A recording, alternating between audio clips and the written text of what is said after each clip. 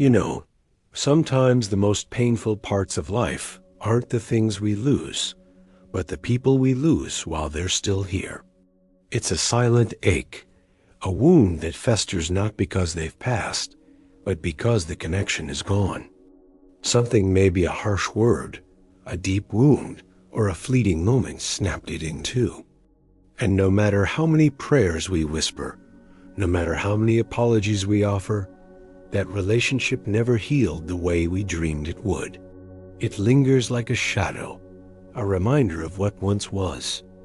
The Bible offers us stories that mirror this pain. Take Jacob and Esau in Genesis 33 brothers, divided by jealousy and a stolen birthright. Their bond shattered for years. Yet, when they met again, tears replaced tension, and reconciliation flowed from God's unseen work. This sets a precedent. God moves in brokenness.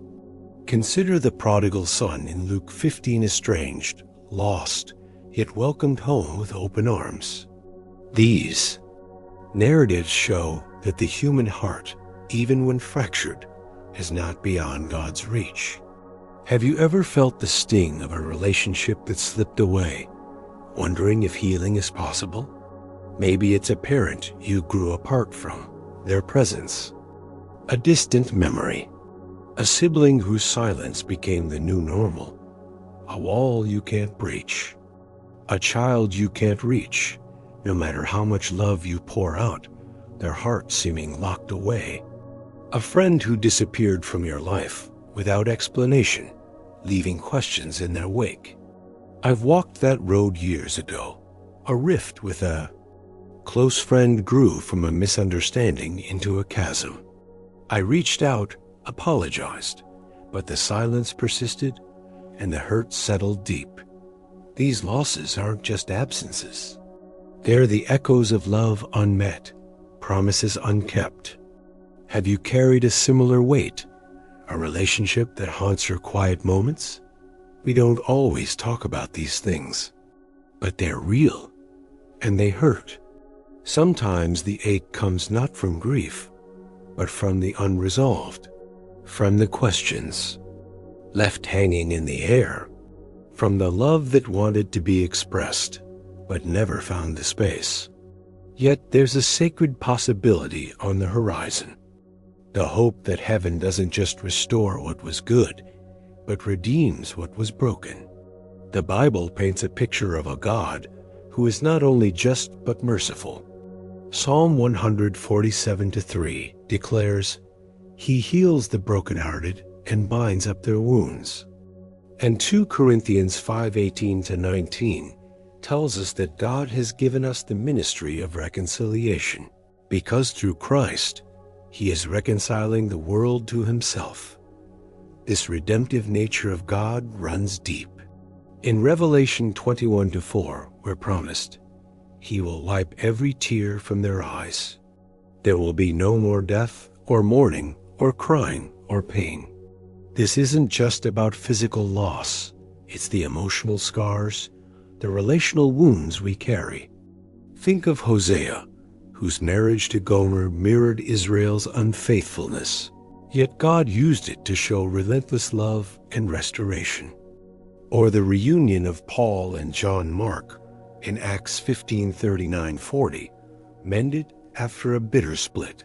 God's mercy doesn't erase the past, but transforms it, turning ashes into beauty. Have you ever imagined a day when those painful memories might be redeemed?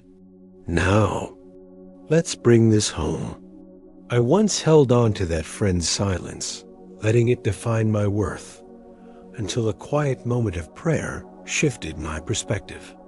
I began to see the rift as a chance to grow in forgiveness, even if reconciliation didn't come. Another time, a strained call with my father, long overdue, opened a crack of understanding, small but real. Your broken bond, whether with a parent, sibling, child, or friend, isn't the end of the story. It's a chapter God can rewrite. The love you couldn't express here might find its voice in eternity. What unresolved relationship weighs on your heart today, whispering for healing? So what do we do with that pain? How do we hold on to hope for relationships that feel too broken, too far gone, or maybe even too late? First, release it to God. Lay your hurt at His feet, as David did in Psalm 55-22. Cast your cares on the Lord, and He will sustain you. Second, forgive proactively. Even if the other person never responds, forgiveness frees you, echoing Jesus' prayer on the cross. Father, forgive them. Third, trust heaven's promise. Cling to Revelation 21-5. He who is seated on the throne said, I am making everything new. Fourth, live reconciled now. Model love and grace, as Joseph did with his brothers in Genesis 45, fostering peace where you can. Have you taken a step to surrender your pain or extend grace lately? Let me invite you into that sacred possibility, the hope that heaven doesn't just restore what was good, but redeems what was broken. In heaven, we won't carry bitterness. There will be no more shame, no more pride, no more pain clouding our love. The barriers we could never seem to tear down on earth, God can remove in a single breath. Imagine seeing the person you hurt, or the one who hurt you, and instead of tension, there's peace. Instead of pain, there's healing. Instead of avoidance, a warm embrace. You may never get that closure here on earth. But my friend, closure is not the end of the story. Redemption is that we serve a God who makes all things new, not just places, but people. Not just the joyful memories, but the jagged, unfinished ones too. Heaven is a place of complete restoration. A place where God wipes away every tear, not just the tears of loss, but the ones we cried in silence, for relationships we wished could have been different. This is the promise we hold on to, that nothing surrendered to God is wasted. No prayer for reconciliation goes unheard, and no broken relationship is beyond His power to redeem. So if you're carrying the weight of an unresolved relationship, a father you never reconciled with, a friend you never forgave, a child who drifted too far, lift your eyes, lift your heart.